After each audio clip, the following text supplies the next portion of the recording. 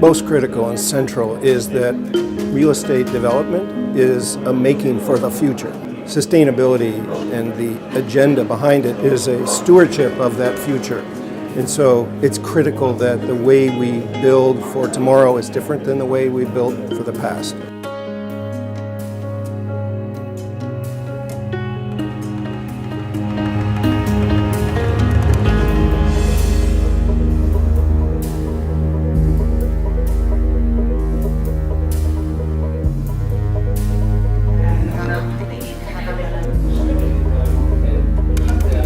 Considering a number of areas. You're considering the economic, you're considering the social and the environmental. So it's important to understand that this sustainable development can be very practical.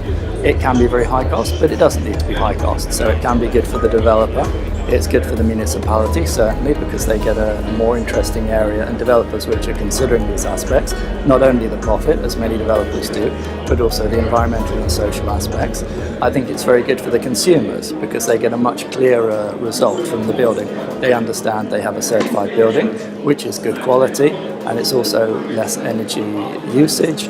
Well, the values is very clear. I mean, using less energy, creating less pollution. We all have to participate less or participate more to providing less carbon dioxide into the atmosphere, so we can be a small part of this by creating greener buildings. And I think, you know, everybody knows that in Europe 40% of energy consumption is by office buildings. So if we work on this, we are a small part of that. Well, I think that it's important also for the clients.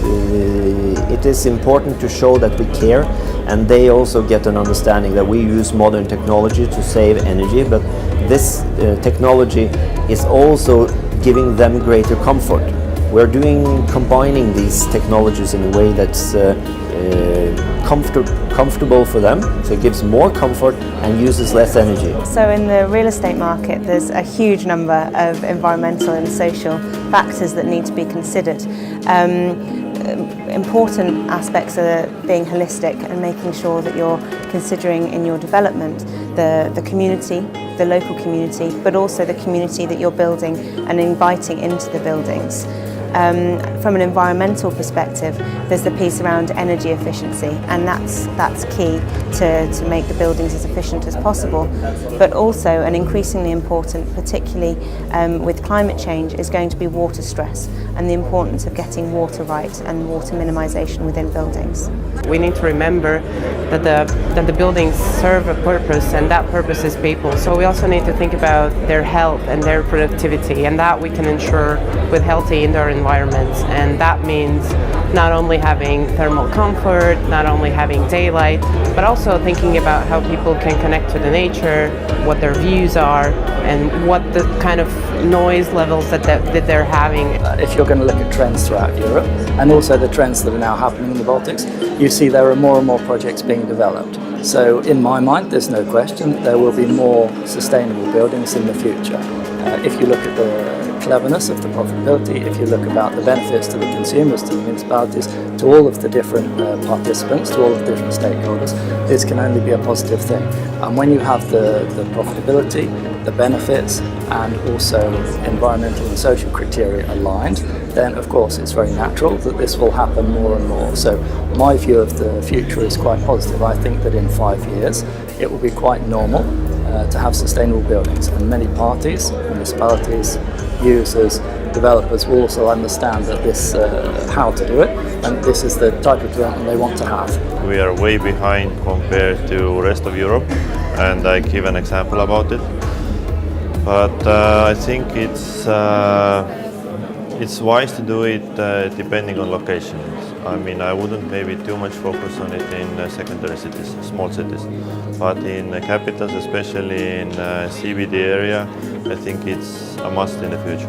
The building should be affordable, but of course they should be looked not only at the initial cost, but also at the total life cycle cost of the building. Buildings also need to be comfortable, because we can see that comfortable buildings in terms of visual comfort, acoustic comfort, thermal comfort, they bring increased productivity of people. They should be also adaptable, because What we could see today in many of the presentations that occupants, building occupants, they are changing all the time and they have different requirements. Accordingly, we should design the buildings which are adaptable also for the future occupants, meeting the needs of the present, of course, but also of the future generations. It's critical that everyone involved, from banks, lenders, policy makers, designers, planners, that they all try to focus on that which is now clearly different than it was in the past. That we don't have the luxury of an environment that will be easily resilient and sustainable. We don't really have the luxury to pretend that that's not a critically important issue. So we really have to.